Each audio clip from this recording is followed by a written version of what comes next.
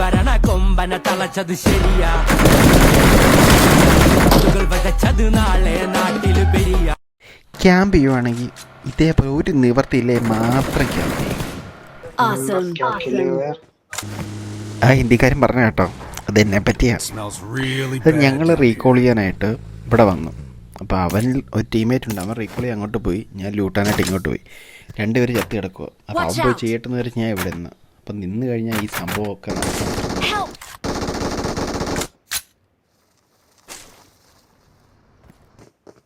भाई राइट में एक बंदा है, देख राइट में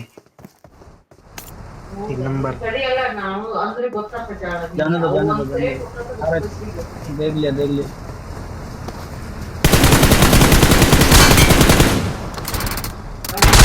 शिवाय ഞാനിവിടെ ക്യാമ്പ് ചെയ്യുന്ന ഞാൻ തീർന്നു കൂടെ തീർന്നു.